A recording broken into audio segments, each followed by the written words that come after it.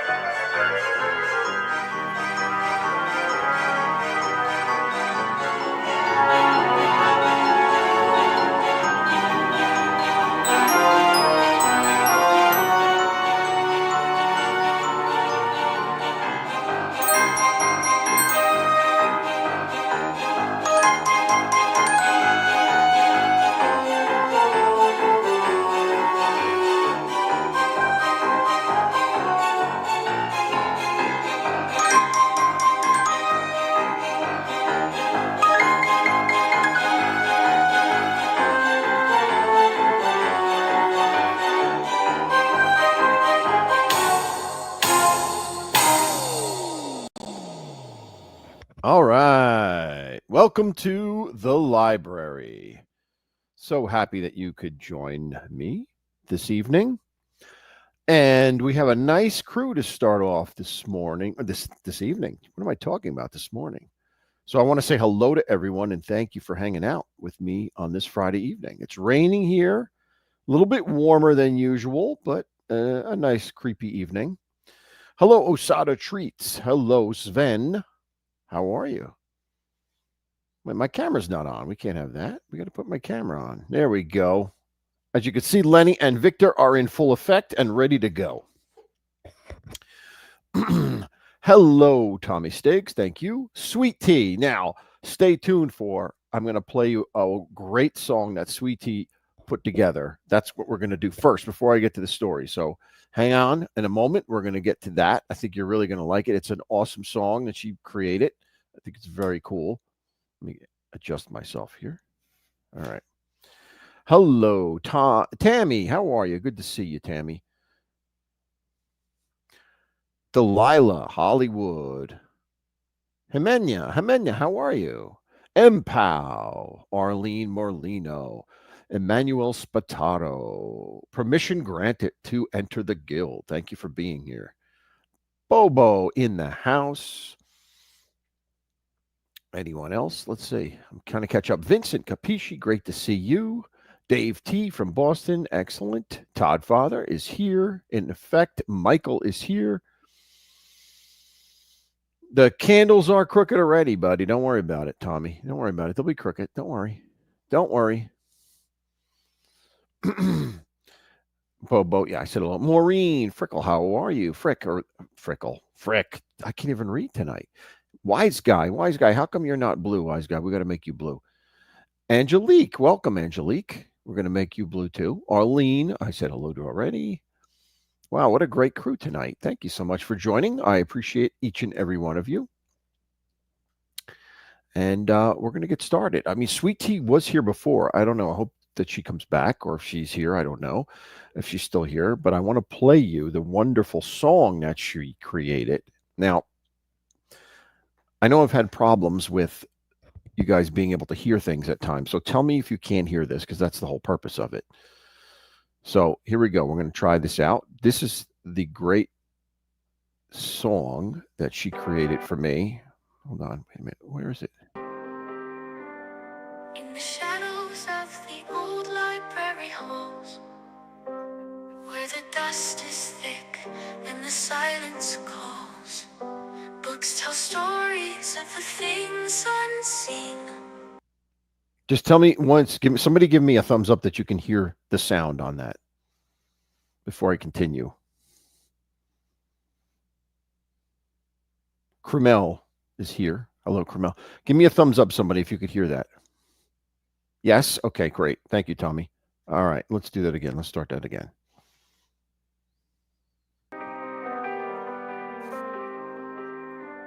In the shadows of the old library halls, where the dust is thick and the silence calls, books tell stories of the things unseen, of foxes wild and spirits keen. Whispers in the stacks they creep, ghostly chills that steal your sleep, paranormal truths no one believes.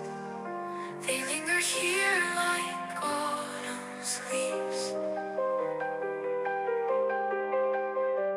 Bibles open to verses dark, stories written to leave their mark. The wildlife outside hears the moans, silent foxes, the forest groans. The past and beast you cannot tame, a history buff who knows no shame. One life outside hears the moans, silent foxes, the forest groans. The past a beast you cannot tame, a history buff who knows no shame. Paranormal tales in every spine, haunting truths that cross the line. Whispers in the stacks they creep, ghostly chills that steal your sleep, paranormal truths no one believes. They linger here like autumn's leaves. Spirits waltz through moonlit air, books fall down as if to dare. Foxes howl in the wooded shade, they guard the truths that time forbade.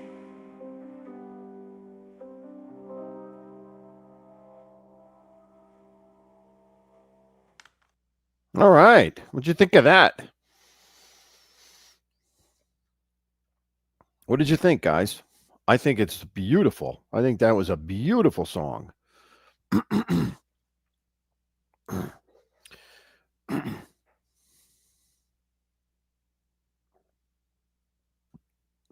There's some comments. Vincent likes it. All right. Arlene. Delilah. Excellent, guys.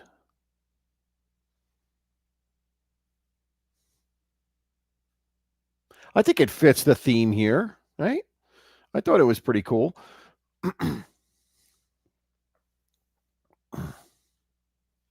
Mustang Mike, how you doing, buddy? Yes, Lenny is here. Lenny likes the song. So if Lenny likes it, it's good to go. That's all I can say. But I want to say thank you to Sweet Tea because that was awesome. Made my day. I really appreciate that.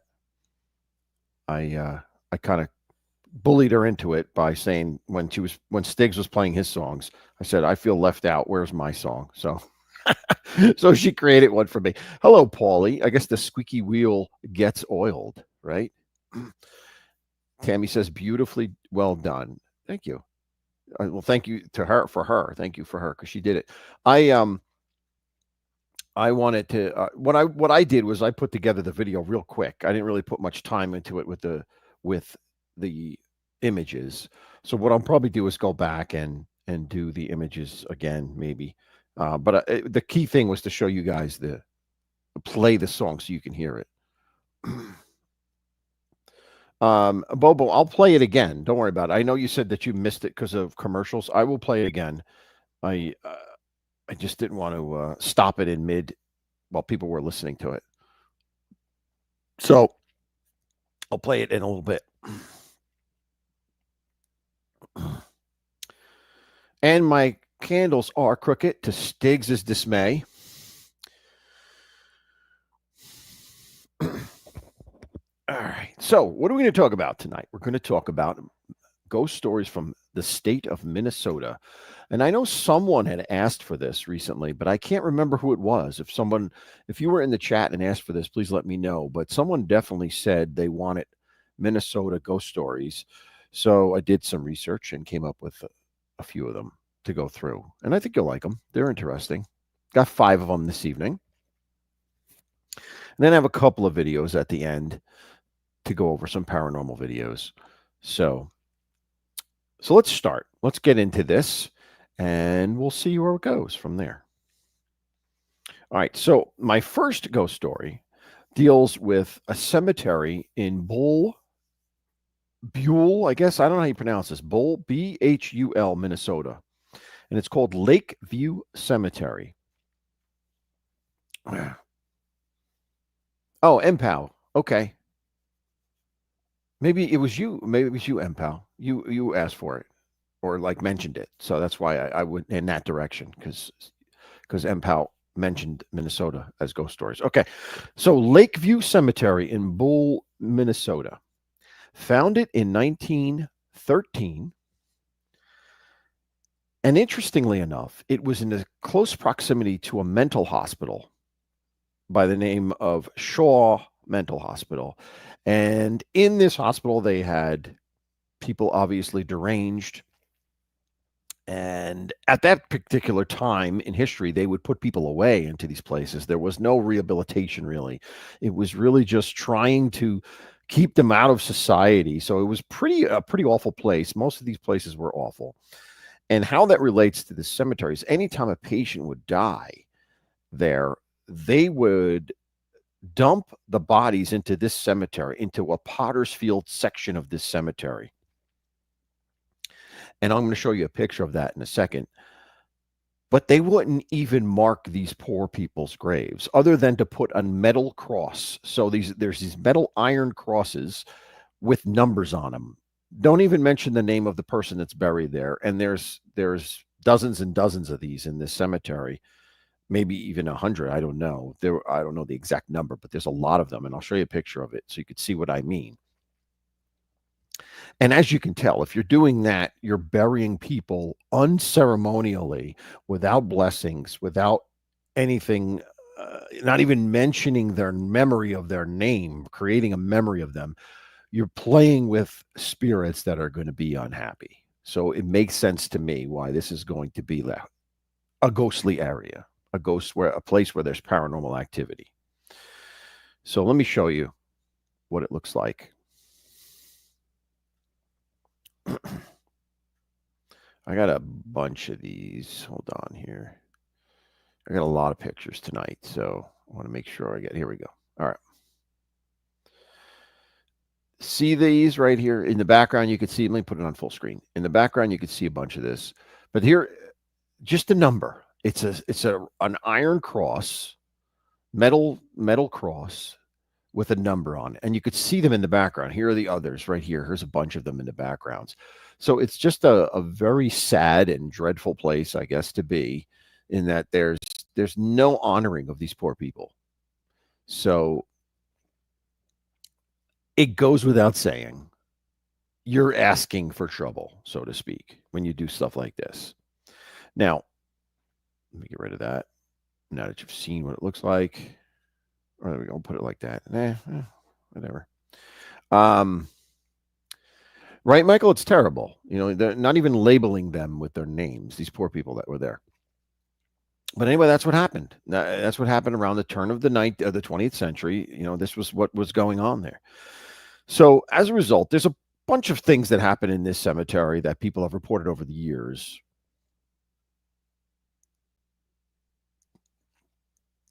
Let me get this out of the way here.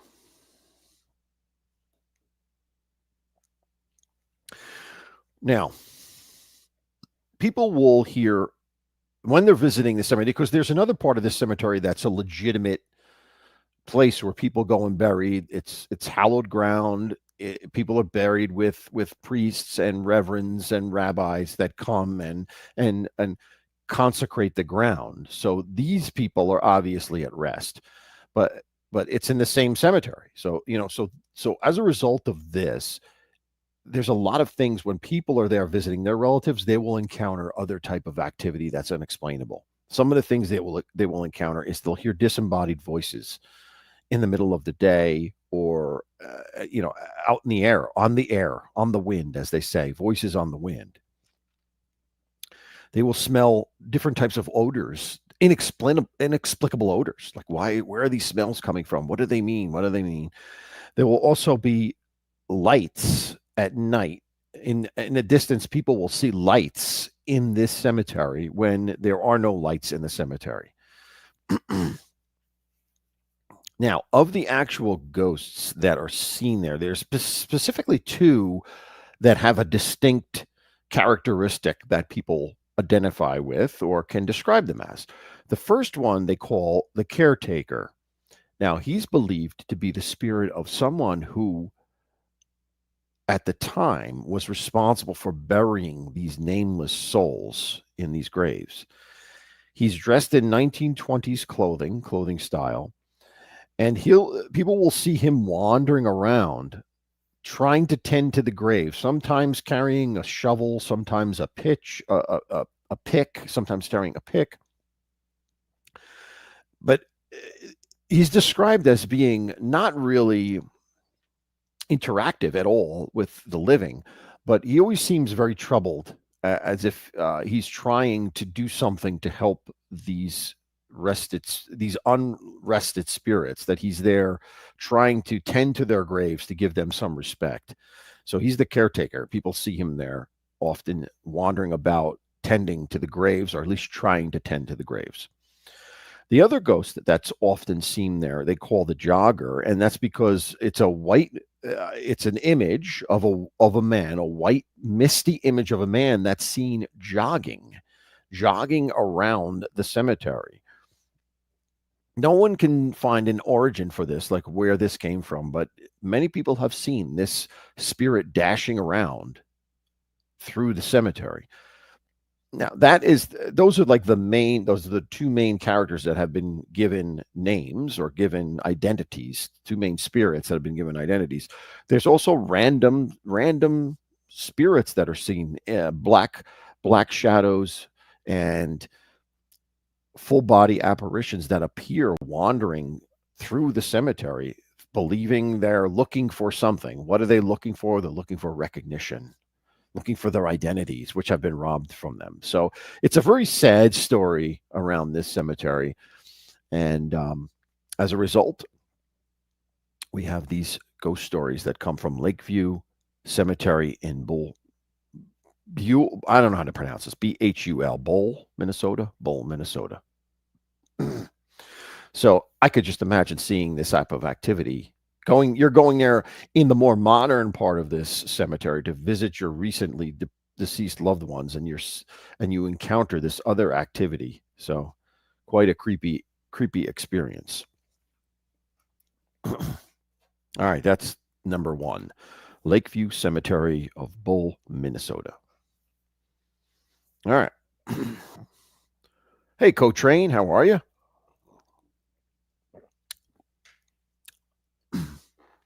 Bobo, you're still here? You want me to play the song? I'll play the song right now. I'll play the song because you missed it before, and anyone else who came in late can see it. Okay, just to recap real quick. This is the song that Sweet Tea created for the show. It's awesome. I hope I'm playing it again because some of you guys missed it, and the commercials kind of interrupt it with some of it. So here we go. I'll play it real quick.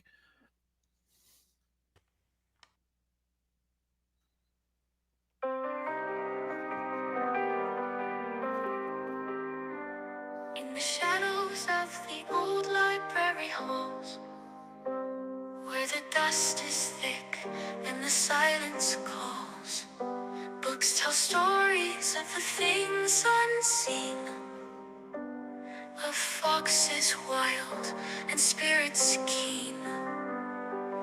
Whispers in the stacks they creep, ghostly chills that steal your sleep, paranormal truths no one believes. They linger here like autumn's leaves. Bibles open to verses dark, stories written to leave their mark. The wildlife outside hears the moans, silent foxes, the forest groans. The last beast you cannot tame, a history buff who knows no shame. Karama knife outside hears the moans, silent foxes, the forest groans. Past a beast you cannot tame, a history buff who knows no shame. Paranormal tales in every spine, haunting truths that cross the line. Whispers in the stacks they creep, ghostly chills that steal your sleep, paranormal truths no one believes. They linger here like autumn's leaves. Spirits waltz through moonlit air, books fall down as if to dare. Foxes howl in the wooded shade, they guard the truths that time forbade.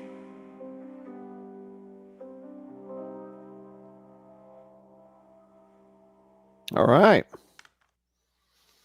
I was trying to play people's comments as I was playing the song. So I hope you enjoyed it. I enjoyed it. And I want to thank Sweet Tea for that because it was awesome. Oh, thanks, Delilah.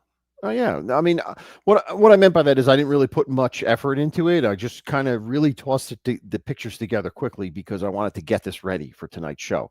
So I didn't put much effort in. But if it works, it works. That's perfectly fine. Hi, Shannon. Thank you for joining. I saw that you came in while we were going over this song.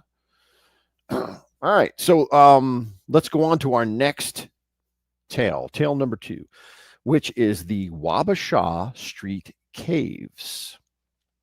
Now, this one has a real interesting history because these caves on Wabasha Street in St. Paul were originally a mine for sandstone. So sandstone, they would mine sandstone for various things. And over the years, when the mine became obsolete, it became a useful area for other things.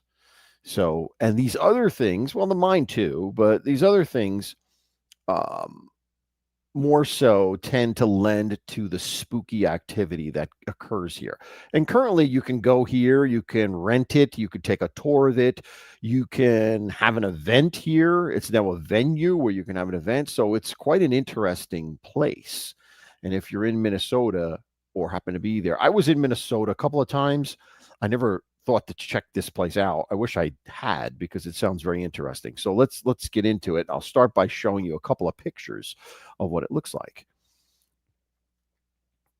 So here we go.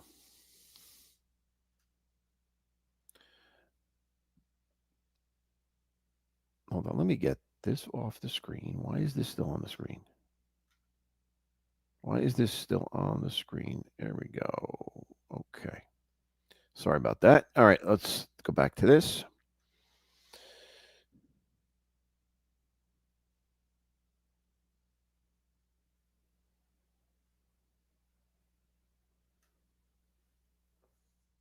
Now, this right here is a fireplace in in in the caves. Like the caves have been used for so many different things that they've actually built rooms with fireplaces in them. But this. I'm going to get to this later. This is an interesting story behind this fireplace too. But I wanted to just show you some of them real quick while I can before I get into the story. Here's what it looks like from the outside when you approach it. This is what the entranceway looks like. As you can see, it's an attraction now. Like this building of stone and brick was built on the entranceway of it. So you go through this building to get into the caves. So it's quite an interesting place. I really think I'd love to join. I'd love to go here and check it out one day. I don't know if I'm ever back in Minnesota. I will definitely check it out, though.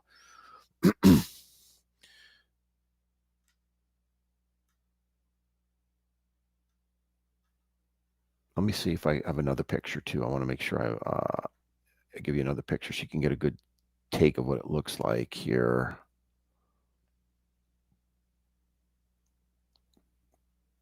Here's a good one. As you can see, it's just it's a carved out cave. It's a carved out cave from all the mining that eventually was there. And then they put stone, into the bedrock here to get the sanding stone out. And they've left the tunnels and created these rooms out of them. So they can be used for all different types of things, all different types of events. They have run electricity through it and running water in it and everything. So it's quite an architectural type of accomplishment, I guess, to carve this out of rock. All right, so now let's get to the stories, though. Now, when this place was a mine, there were two distinct accidents that happened there, which resulted in ghostly spirits lingering. The first one happened when a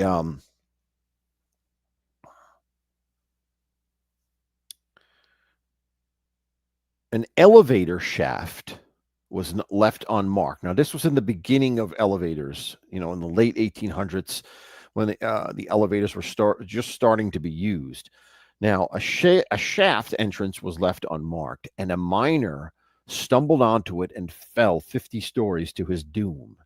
And it is said that his body was so far down at the time that they never tried to retrieve it because that shaft was found to be unstable and they weren't going to use it anymore. So this poor guy's body was left down there, and it might still be there today, I guess, and probably still is still there today. But as a result, his spirit tends to haunt this section of the caves, having just been left there to his doom. Another spirit is the spirit of a man, also a miner, who was working in the mines, but was responsible for going around and lighting the lanterns, kerosene lanterns that lit the entire mine prior to electricity being installed. Now, one day, unfortunately, there was an accident where he doused himself. It was not an intentional thing, doused himself with kerosene, got lit on fire, and perished. So he is met a terrible end in the mine by fire. So his spirit is said to be wandering about as well. Now, people from the mine era, if you're in the area, not so much the area that has been modernized for the rooms and the catering, but if you take a tour towards the deeper ends of the mine, where the old mine, you will hear the sounds of pickaxes hitting stone, echoing over and over again, inexplicable. There's nobody doing that. It's an empty old mine. There's nobody in this section at all, but you'll hear the sounds of pickaxes hitting stone. You will see sometimes people even say they see the flickering of the candles or the lanterns of this poor miner who burned to death in there. So that's the deepest section of the mine. Now, after the mine closed itself, after it shut down, during Prohibition, there was a lot of parts of this mine that were used as speakeasies. It was easy to set up shop in here and not be bothered by the authorities. So gangland type of mafia, etc., and other, you know, people taking advantage of prohibition set up speakeasies here. Now, they say from that activity, whatever went on there, that there are times where you can hear jazz music playing quietly that's a lingering from that time when speakeasies were active here and things going on there. And that you'll smell the smoke. The air will smell like smoke, even though there's no fire burning, but smoke of cigarettes and cigars and pipes. You'll smell that as well in this area. And some of the famous people that said to have visited the caves are Al Capone himself, John Dillinger, and Ma Barker, all very famous criminals of the 20s and 30s that said to have frequented these speakeasies, and sometimes people even claim to encounter their images here and there, spirits of them here and there.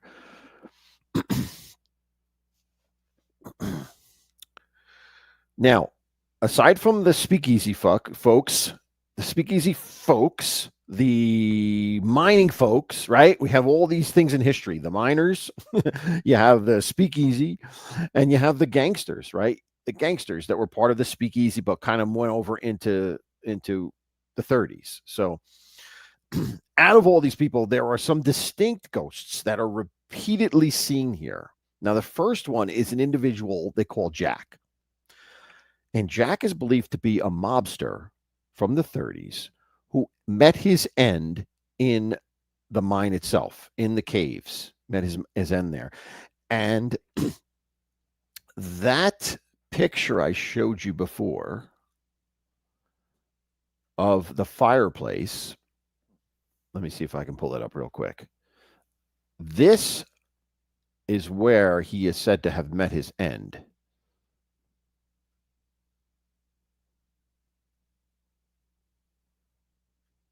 Now, if you're in the caves, you can visit this.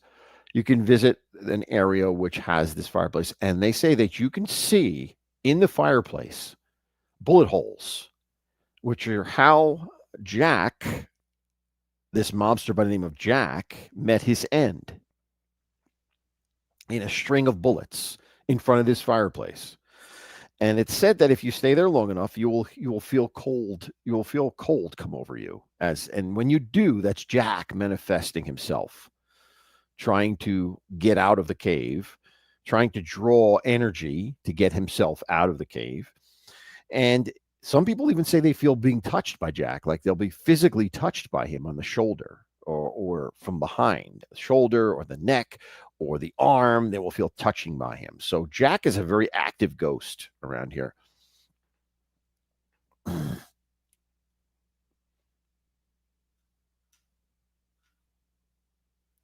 right. Then we have two women ghosts, two women spirits that are seen here. One is Rosie, who was believed to be a gangster's moll. So she's dressed in 1920s type of late 20s, early 30s type of garb. And the story goes that she was loyal to this gangster and he turned on her. And as a result, she ended up meeting her demise in the caves as well. I don't know the backstory. I couldn't find the exact backstory. I did look for it, but I couldn't find the exact backstory. But supposedly Rosie is there, and you'll see her manifest at times. Obviously, pretty annoyed. Excuse me. That her boyfriend ended up ending her life when she was so loyal to him. Now I don't know what the reason is, but that's the reason behind Rosie, why she's there. And then finally there's a woman in white who's said to wander about with a very sorrowful, melancholy look on her face. And people say that, in fact, if they encounter her, sadness will come over them. They will feel the emotional sadness, and they themselves will become sad in her presence. So, pretty powerful spirit uh, to affect the living like that. And the fact that her eternal sadness is so powerful that if people feel it when they're in her presence. And there's also three other mobsters that were said to have been murdered and buried somewhere in the cave, and no one knows exactly where. But that trio will pop up every now and then, and you'll see them in full gangster garb with Tommy guns and everything. Nobody knows their names or the backstory as to how they ended up getting murdered, but they're there in the caves. And the location of the caves is 215 Wabasha Street, South St. Paul, Minnesota. So if you're ever in the neighborhood, check it out. I think it'll be a great experience. You won't regret it. I think you'll like it. So those are the stories on the Wabasha Street caves, filled with all types of activity. All right, that was number 2. All right, let's go on to number 3. Now, number 3. Before I do that, let me say hello to Gianni. I saw Gianni came in. Don't want to miss him. So I'm glad you're listening. Thank you for that. MPal, what did you say here? MPal says Dillinger hung out in St. Paul back in the 30s, had the cops in his back pocket as long as he didn't do crime in St. Paul. It could be his safe haven. Yeah, well, that kind of fits to the story, right? Because he was one of the people that they said would hang out in the caves. So, no, thanks, Bobo. All right. So let's go on to number 3 while we're here. Transferring to TV. Oh, cool. All right, Paul. Yeah, watch us on TV. Cool. All right. Now, the third story is a place that revolves around, it's called Four Paws Restaurant. Now, let me show you what Four Paws Restaurant looks like, if I may.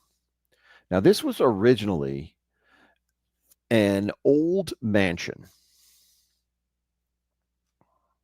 And you'll see from the picture here how it is a beautiful, beautiful Victorian era architecture mansion, which I think is awesome. I'd love to live in one of these things. And it has been turned into a restaurant, Four Paws Restaurant. But it was originally owned by an individual and built and owned by an individual by the name of Joseph Lambert Forepaugh. That's where the name Forepaugh comes from, right? Now, what are the ghosts, or who are the ghosts that inhabit Four Paws Restaurant? Well, we have a couple of ghosts, one of which is Forepaugh himself, Joseph Lambert Forepaugh himself. Now, I couldn't find a photograph of him, even though he lived in the late 1800s, died in the 1800s. Late 1800s. So there must have been a photo of him someplace. It's not like he was before photos, but I couldn't find a photo of him. I don't know why, but so be it. But the story goes that Forepaugh Joseph was married to Mary, his wife, and they lived in this mansion. He was quite well to do.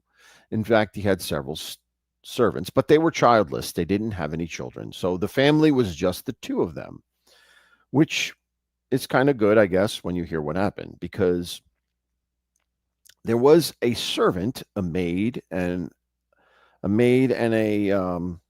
guess it's a maid and whatever a female version of a butler might be, because she did more than just clean. Service them, did things, served dinner and cooked and stuff like that, a whole bunch of stuff. And she was a young, beautiful, by all accounts, a young, beautiful woman. And she's said to have had a smile that when she entered the room, it would lighten up and everyone would be so happy that she's around. She had this magnetic personality, all centered around being positive, that people loved to be around her. Well, her feminine ways were so positive that they attracted Joseph Faupas himself away from his wife. In fact, it said that he wouldn't do anything without this maid around him. It got to that point where he was so obsessed with her that she was a part of his life. And to his dismay, his wife was very jealous of this. So this went on for a while until it was found out that she was with child, and that the child was the child of no one other than Joseph Faupas himself. Now, this sent his wife through the roof, obviously, and she demanded that he end this relationship and throw her out of the house, which he did. And when the news were given to Mary, no, Mary was the wife. I'm sorry, Molly. Molly was the servant. The servant was Molly. Molly, who at that point was with child, went up to the third floor as if to pack and leave because she was being discharged and thrown out into the cold, so to speak, metaphorically into the cold. I don't know if it was cold at the time, but into the cold. She went up to pack her things to leave, but unfortunately she didn't do that. What she did instead was tie a rope on to the ceiling or to the chandelier in her room and proceeded to wrap it around her neck and leap out her bedroom window to her demise. A dreadful sight, as many people who were walking by saw the body dangling from the upstairs third floor window of that mansion that I showed you. So terrible, terrible story, a terrible end to a romantic love affair. So as a result of that, Molly's spirit seems to be trapped in Faupas' restaurant.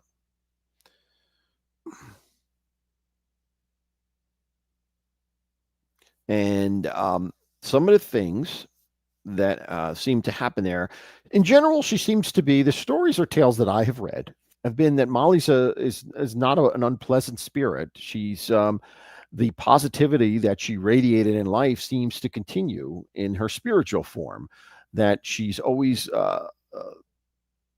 smiling when people see her, that she will appear to brides in particular, because a lot of weddings are held because of the beautiful architecture of the building.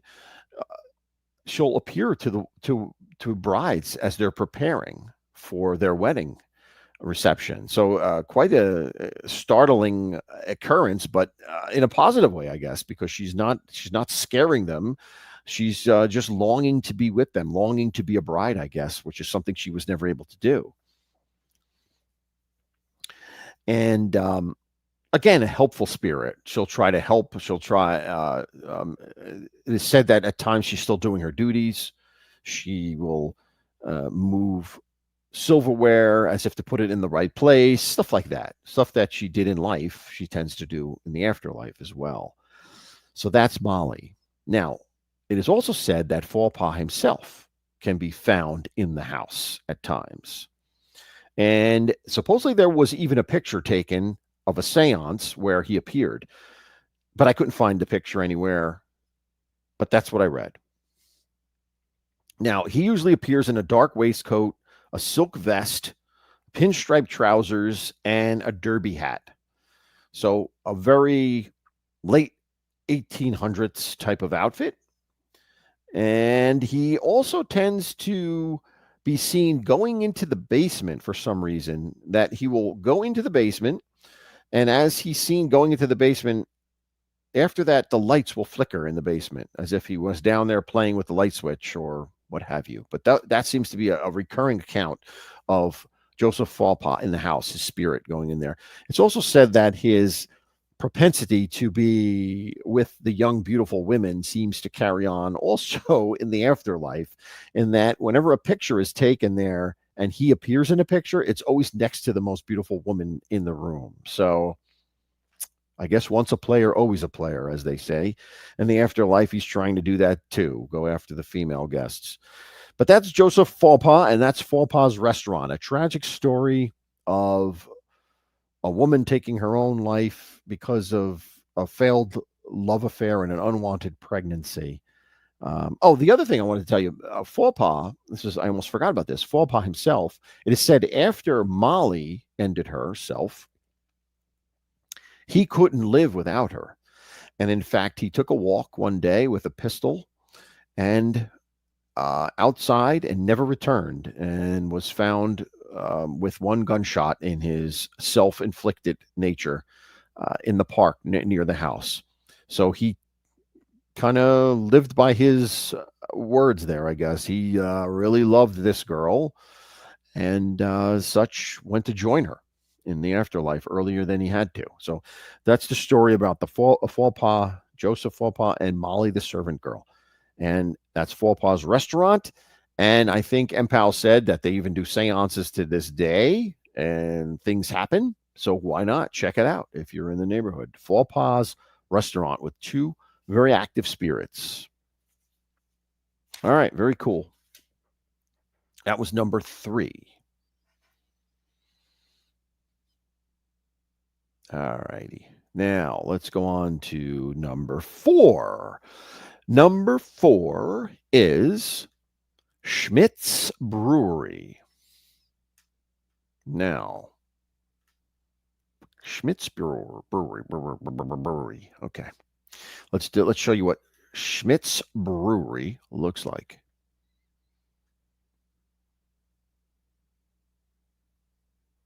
There we go.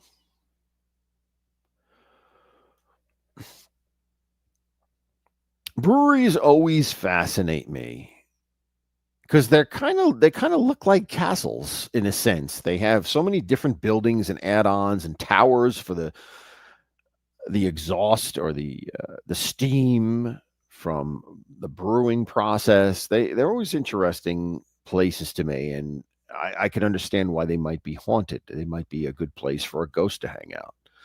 Well, Schmidt Brewery is no exception. It was built originally in 1855, and over the years, it has changed hands several times. It originally was called Cave Brewery and then became Schmidt Brewery later on in 1898. So, but let's talk about what goes on here. Where's my face? There's my ugly mug. All right, there we go.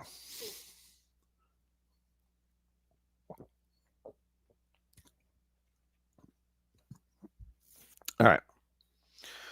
Now, there are 2 ghosts here.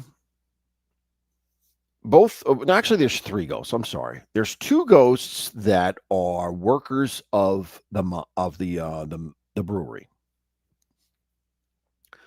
One of these individuals is said to have fallen into a vat of hops and perished, and to this day still wanders about the brewery trying to do his job. The second one is similar to the individual in the cave story, in that he was caught on fire by some type of flammable thing and ended up perishing from the flames. So there's 2 people that met terrible deaths in here, workers for the brewery. And they say that doors will unlock by themselves, lights will flicker on and off, strange noises will come about, smells. And I've seen that. That's a reoccurring thing with some of these stories, is that there's a lot of smells, which I think is kind of interesting, that the spirits are manifesting in that sense, the smell. I know that I get sights and sounds, but it's interesting that the smell will come about.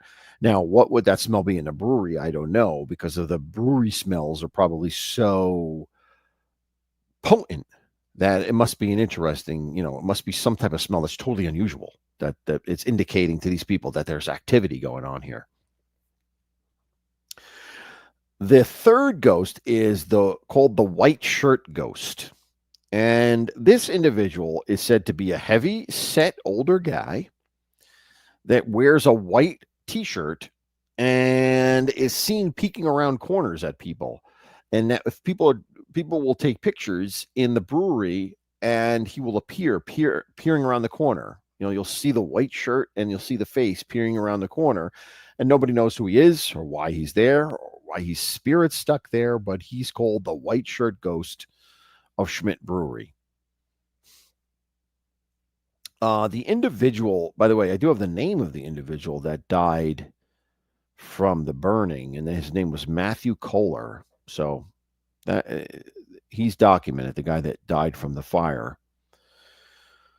And between him, the guy that fell in the hops, and the chubby white shirt ghost, there's plenty of activity in this brewery as well. So if you visit there, you might hear noises. You might see things going, doors opening and unlocking. You might see the flickering lights or smell an odd odor. Who knows?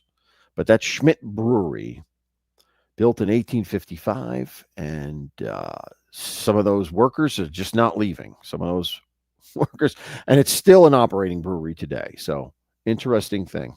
An overweight ghost, Mustang says. Yes, indeed, he is overweight. From what I'm telling, he is overweight. Yes. All right, let's stop that. All right, let's go on to our fifth and final story of the evening. Now, this story is around Fort Snell. Snelling. I'm sorry, Fort Snelling. Snelling. Snelling, Fort Snelling. Oh, it's closed, Empire? Okay, interesting. So Schmidt Brewery doesn't do anything, any type of brewing, huh? All right. All right. Let's go on to Fort Snelling.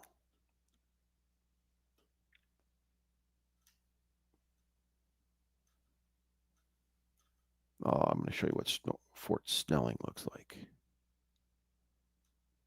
If I may. Here we go. All right. Fort Snelling, as you can see, it kind of reminds me of any type of frontier fort that was built. And at the time, it was a frontier fort. It was built in 1838 at the time when the country was expanding westward. And at the time, you had to worry about the Dakota Native American tribes, the OBY, I think is called, another tribe that they had to worry about. So the fort served a very practical purpose to defend settlers as they were coming in, inhabiting Minnesota in the early 1800s.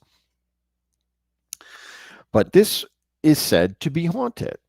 And there is a whole host of things that go on in this particular fortress.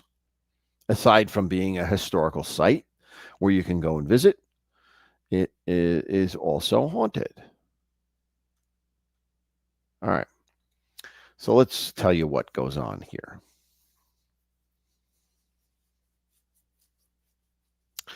Now, why is it haunted, right? Why is it haunted? What is that? Well, there's several reasons why.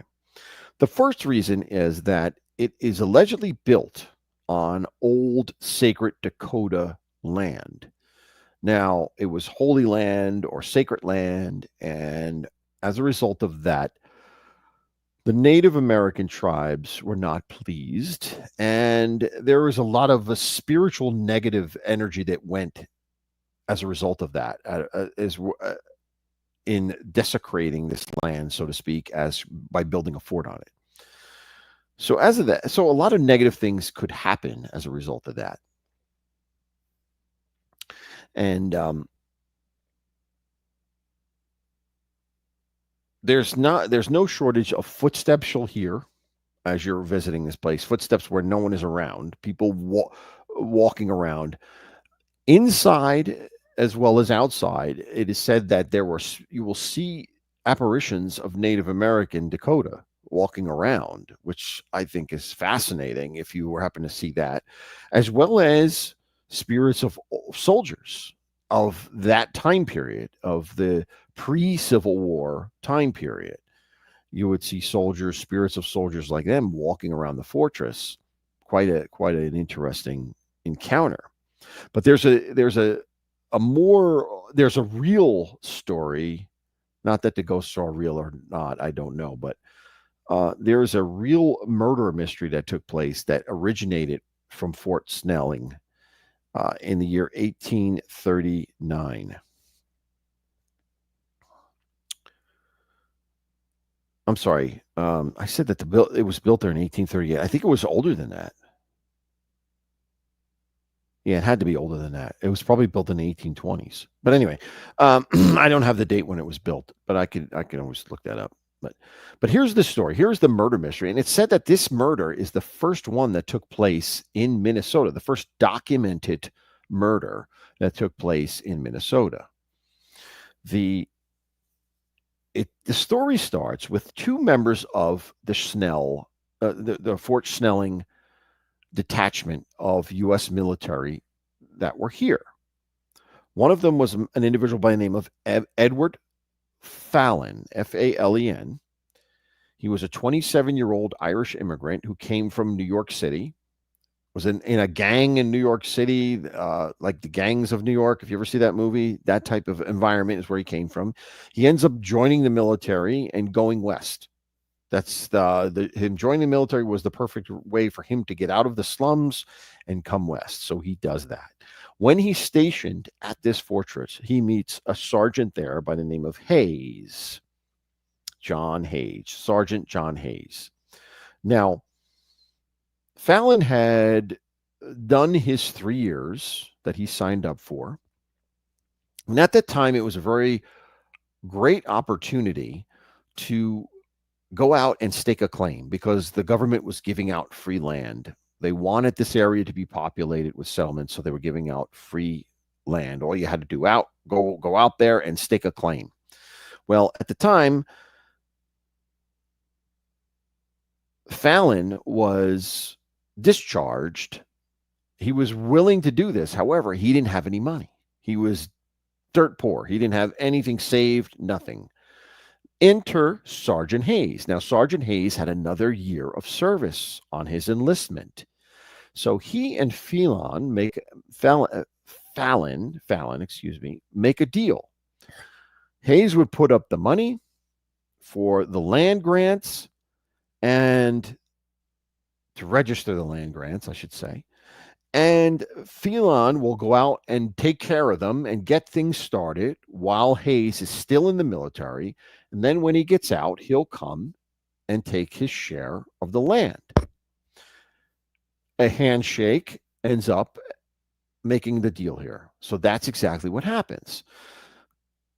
Fallon goes out, stakes a great claim of land for the two of them, begins to establish a farm, and in fact gets a bunch of cattle as well. So the farm and cattle is ready when Hayes is done with his service.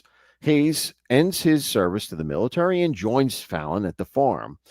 But unfortunately, things didn't go so well between the two of them. And they said that they were kind of like oil and vinegar. Hayes was very amicable and an easygoing guy, where Fallon was hot-tempered, a hot-tempered Irishman that would get angry and look for fights all the time, and they really couldn't get along. They just weren't getting along, and it was so evident that the people in the area saw this. They would see them fighting in public often, and word got around that things were brewing and might explode in the Fallon Hayes farm or ranch, whatever you want to call it. So this all comes to a head in September, of 1839, when excuse me, when suddenly Hayes disappears. Hayes vanishes, and nobody knows what happens to him. So basically, that leaves Phelan with everything. Now, the authorities immediately become suspicious. What happened to Hayes? And a search party is organized to go look for him, but they find nothing. The newly appointed local sheriff decides to take this on and interviews Phelan as the main suspect. And Phelan's story is pretty simple. He took Hayes one day on a canoe across the local river to the other side of this river because Hayes wanted to go trade with the Native Americans that had a village on that side. So he canoed across the river. Hayes gets out, goes off, and Phelan returns with the canoe on his side and goes about his business. And he's never seen from again. Now, what happens is eventually, in about 3 weeks, Hayes's body turns up. And it's discovered by Native Americans who come and bring the body to the authorities and say they found him beaten up beaten to death. His head was smashed, his jaw was broken. He basically was beaten to death and left there on their land. But they are very clear that they had nothing to do with it. There was no reason for this. They were often trade with Hayes and had a good relationship with Hayes. And everyone knew this, that he was fine with the Indians. The Indians never had a problem with him, and he never had a problem with them. So it's very unlikely that the Indians would have done this. Doesn't make sense. So the local sheriff decides to do a little bit more investigating. Now, Phelan's story doesn't hold up because when they went to the site where he was said to have dropped off Hayes on the side of the river of the Indians, and they could find no trace, no footsteps, nothing, no footprints, anything on that muddy foot bank there at all. Now, this was immediately after he disappeared. This wasn't after the body was found. This was a timely thing. As soon as he was missing, they did a search and they followed Phelan's story, but it didn't make sense because there were no evidence of him. There was no evidence of his footprints on the side of the road going towards the Indian village. The Indians themselves said they hadn't seen him in a while, so it just smells very fishy. So, based on the circumstantial evidence of the situation, Phelan is brought to trial and charged with the murder of Hayes. He had the motive. He would inherit everything, and he's the last person to see his whereabouts, and his story doesn't jive because there's no trace of Hayes at all getting from the canoe to the Indian village, none whatsoever. Well, the trial is held, and believe it or not, Phelan is found not guilty. Now, why that is, I don't know, but he is let go. And what Phelan does at that point is he goes back to his village. I mean, he goes back to his ranch. But interestingly enough, in the time that he was gone, his claim was jumped by a Canadian. A Canadian came and took over the land. Now, I don't know how that's even possible or legal or what have you. I didn't get into that, but that's how the story goes. So he ends up leaving. He ends up going off and trying to start a new farm elsewhere in Minnesota. And he does, and that fails. And at the end of the story is that he becomes basically a drifter, that he had no future. His life was ruined by the murder of Hayes. But to this day, he is still believed to be the main suspect in Hayes's murder. Now, how does this relate to Fort Snelling, other than that they emerged from Fort Snelling? Is that it is said that Hayes's ghost, the first murder victim in Minnesota, first documented murder victim in Minnesota, appears there often, looking for, and they say he's looking for Phelan, looking for revenge on Phelan for his murder. That he'll be seen coming towards the fortress from where the spot of him last being seen was, looking, and he always looks hurried and looking around as if he's looking for someone. And he'll be usually in his early 1800s military garb, which is interesting because he didn't die in his military garb, but that's how they'll see him, in his uniform. And he's one of the ghosts that hangs out in this area. Because of that, he is a murder that has not been avenged, and it's never been officially solved.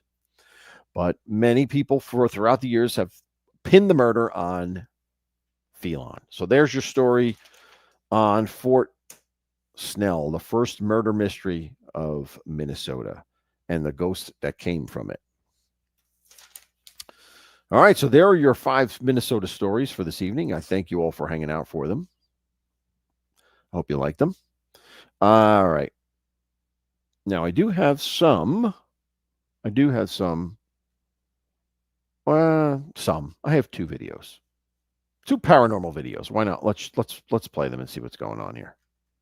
If I can get this thing to work. I don't know what happened to my mouse. There we go. All right. Let's see what we got here. All right. Now, the first thing I want to show you is I have a still shot. Tell me what you think of this. Hi, Carmela. I didn't know you were here. Thank you. I was in the middle of my story. I didn't notice you coming in. Good to see you. All right, let's do this. And people are dropping like flies. Whoa, what is going on here? We're down to 13 people. All right. Well, what are you going to do? Let's see here. Let me show you what I have here. For those that are still here. Let's see. This is a still shot that was taken in a cemetery. Now, let me put it on full screen.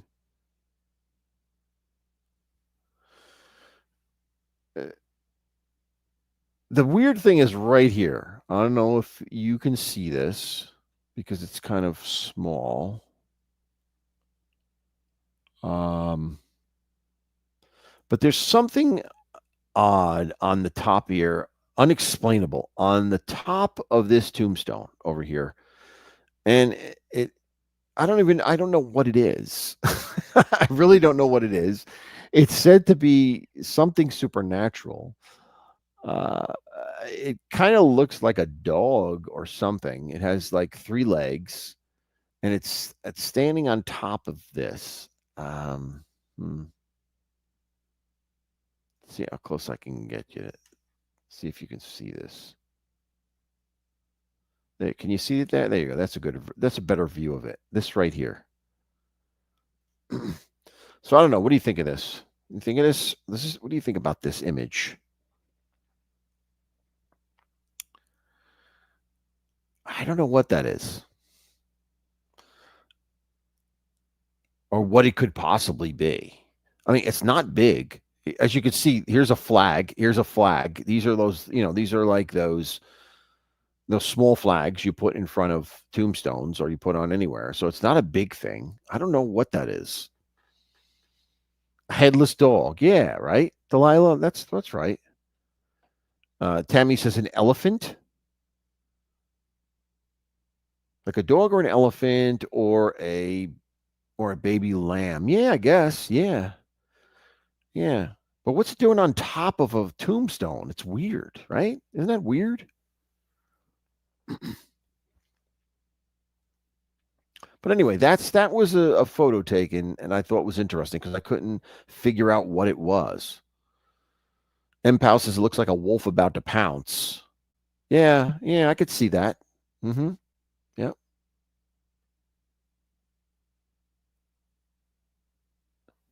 It's weird. Weird photo. Weird photo. All right, let me get rid of that. All right, now let's go to two videos. I got two videos and then I'm out of here. What do we got here? Oh, I have another still shot of a cemetery. Actually, here, I'll show you this. This is, remember the cemetery in my first story, Lakeview Cemetery, where there were those crosses, the steel crosses were all that marked the graves. I have what is said to be a ghost photo from that. So I'll show you, and you tell me what you think of this. Hold on.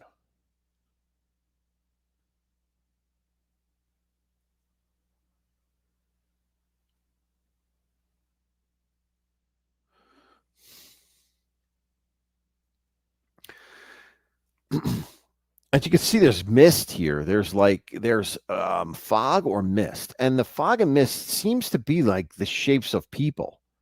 Here's I don't know what these circles are in here, but uh, like here's one, here's two, here's three. They're like images of people, like spiritual fogging images, and then this circle is an orb over here, back here.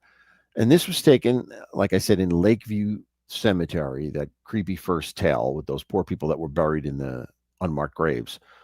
But it's kind of weird. I mean, I know this fog can be and mist can be in various shapes and form, but these kind of look like they're manifesting in the shapes of bodies. So I don't know. I thought it was interesting, so I thought I'd share it.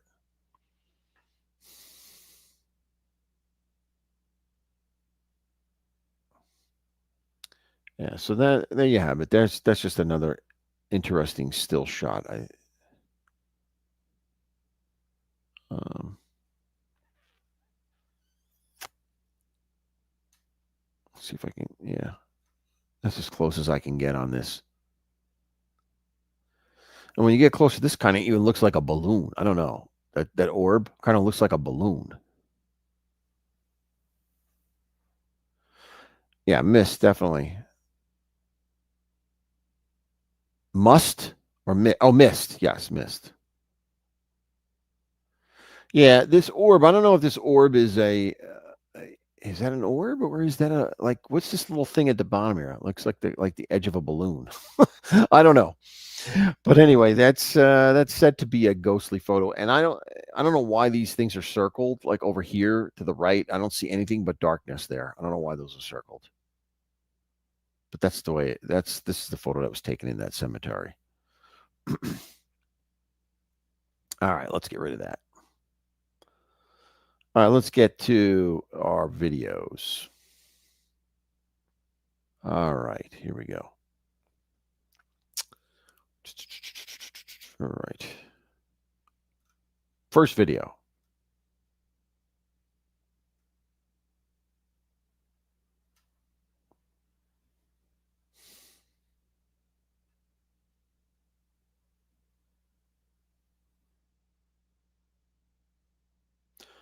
All right, let me go through this crapola here. All right.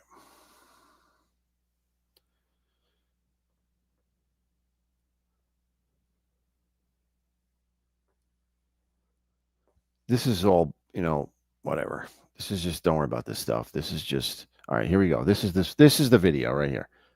All right. Now, you see the woman or the man walking here. There's a car over here. This is a night vision camera from a house looking out into the street. Now, I want you to watch back here on the other side of the car, and you'll see something happen.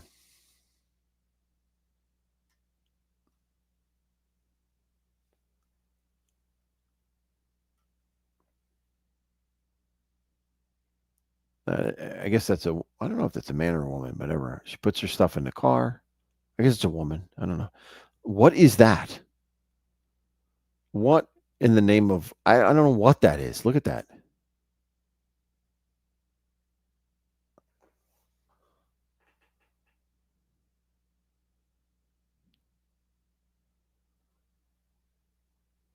I mean that's creepy. That thing just that thing it just appears and then it vaporizes.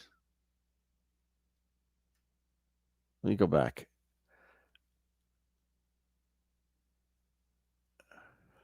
I want to see where it get. There we go. Now let's look at it. Let's look at it up close. Let's say.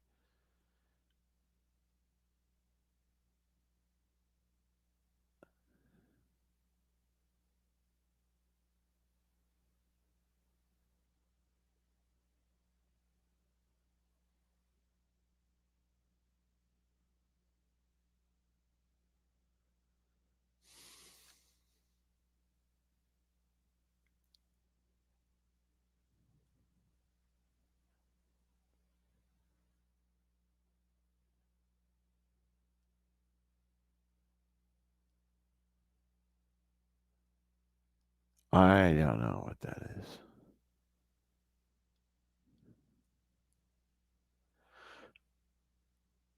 I don't know what the heck that is. Or is this like a backpack on something? I don't know what that is. I don't know. It doesn't even make out a clear shape.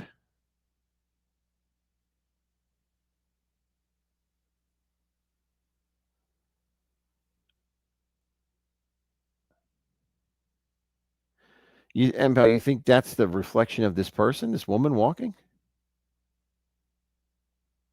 Let me see something.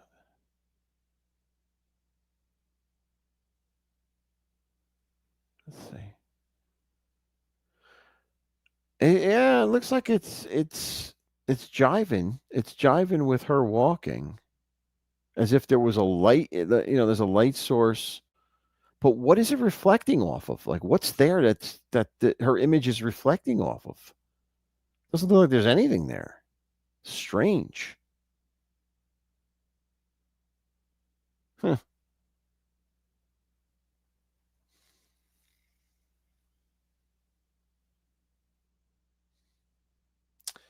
So, I mean, that could be it. I'm just trying to figure out what it's reflecting off. What is her reflection? If this was like glass, I'd get it, right? What is it? Weird. Just a weird image.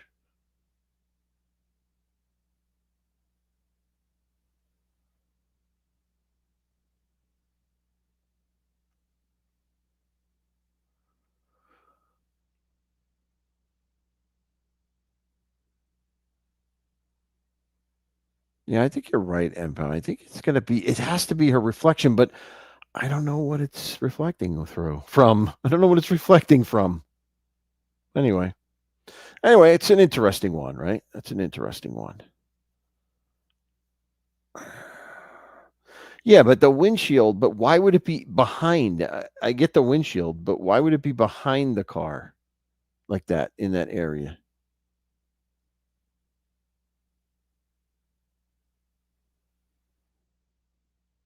So this oh, wait a minute. Wait a minute. Let me see something.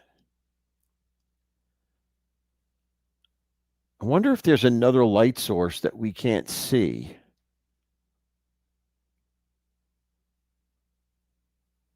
There might be another light source. Look at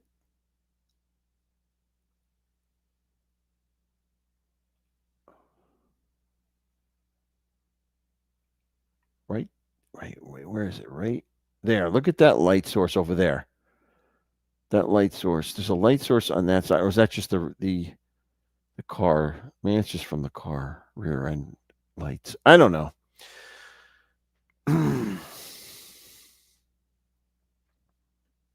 Anyway, all right. Well, there you go. That was interesting. I thought that was an interesting little movie clip to try to figure out.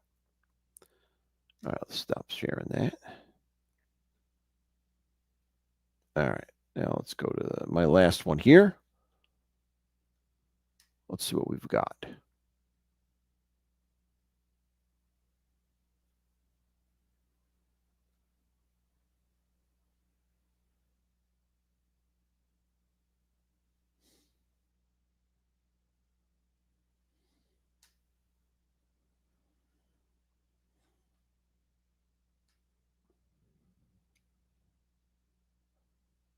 All right, this is in an apartment. Now, this here's what always bothers me about this.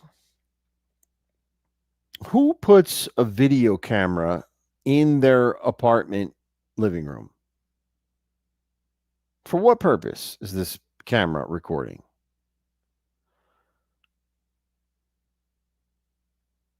I mean, if you have a dog, I get it. If you maybe it's to watch the dog, maybe when you're not home. But anyway, if you're anyway, whatever. It's just an odd thing to have a camera going in your house like that. But anyway, let's continue here. Now watch what's going on over here. Watch over here. This doorway into this room, I guess it's a bedroom, I don't know, over here. Watch what happens here.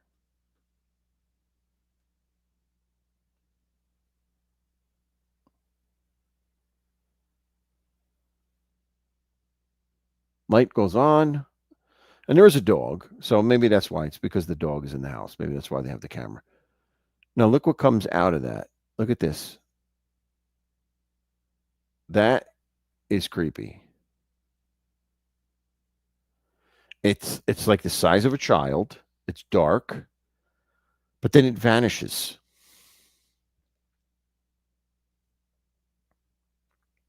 It's the size of a child and it vanishes. Let's go back in slow motion. See, that's clearly a child right there, right? It comes out.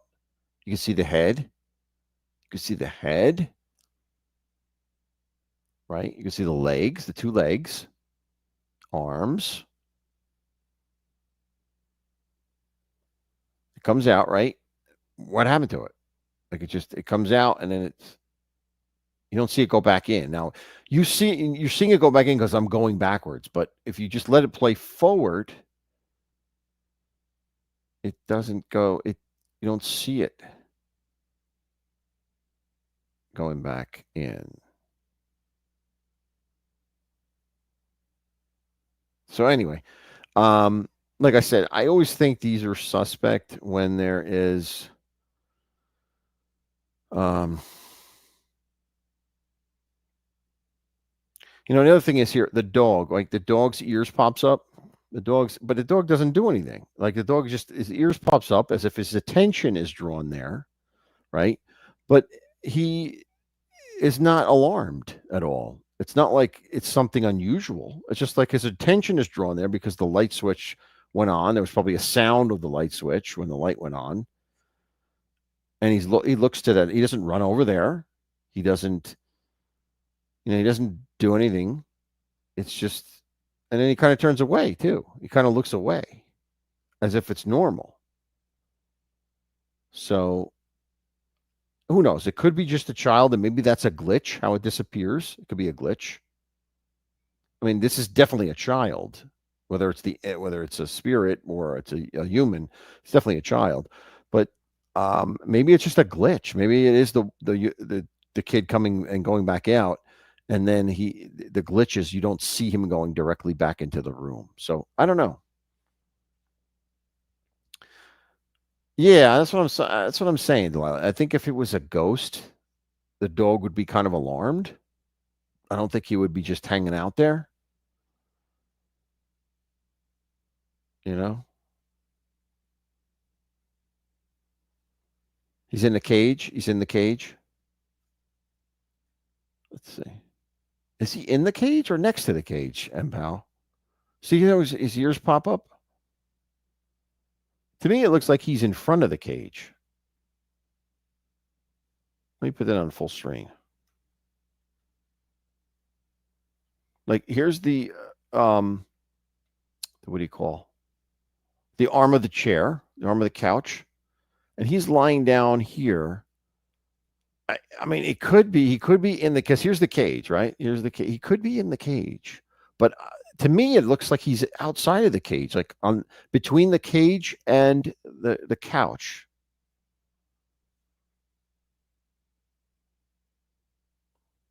I don't know. See, and he turns and looks that way. Whatever. He's like, whatever. I'm gonna go look this way. So he's not really alarmed at all. He's not going nuts. He's just kind of hanging out. All right.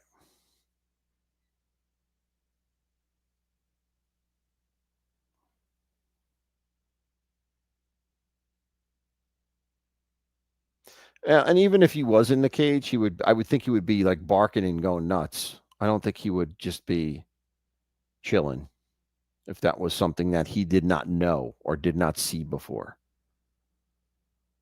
So, anyway, there you have it. There you have a couple of videos and a couple of still shots of what some people say is paranormal.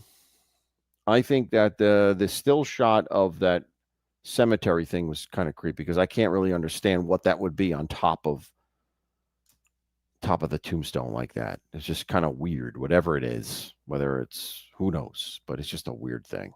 Hey, Trock, thanks for coming in when there's 2 seconds left of the show. Boy.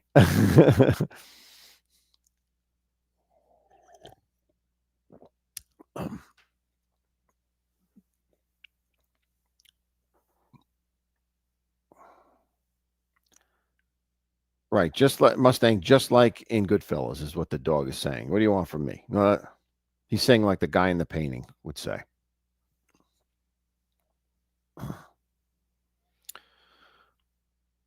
Thank you, Delilah.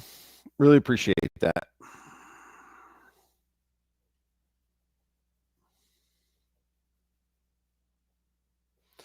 Anyway, I hope you guys enjoyed tonight's show. You know what? I'm going to play Sweet Tea's song one more time as we go out. I want to thank each and every one of you for joining and spending time with me as I do every Friday. I really appreciate you guys. It's great to see everybody here. Turns not armed. What does that mean? What does that mean, Stiggs? Turns not armed. I don't know what that means.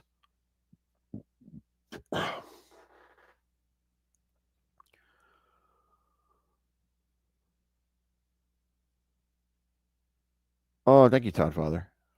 But I'm going to play Sweet Tea's song one more time because I think it's great. And if anyone didn't see it before, you could hear it now. And I want to say thank you so much for joining me, and I will see you next week.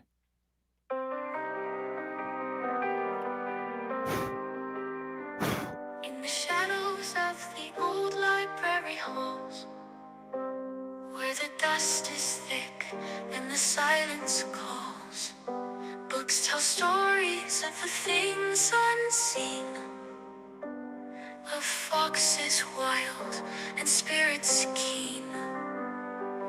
Whispers in the stacks they creep, ghostly chills that steal your sleep,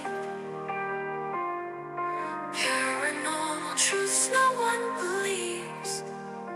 They linger here like autumn's leaves. Bibles open to verses dark, stories written to leave their mark. The wildlife outside hears the moans, silent foxes, the forest groans. The last beast you cannot tame, a history buff who knows no shame. Parawan life outside hears the moans, silent foxes, the forest groans. The past a beast you cannot tame, a history buff who knows no shame. Parawan normal tales in every spine, haunting truths that cross the line.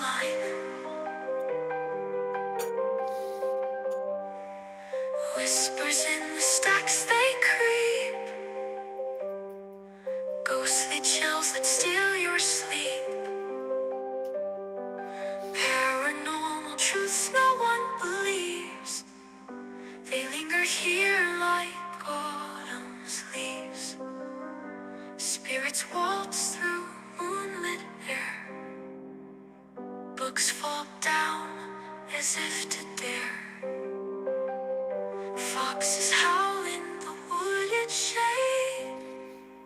They guard the truths a time forbade.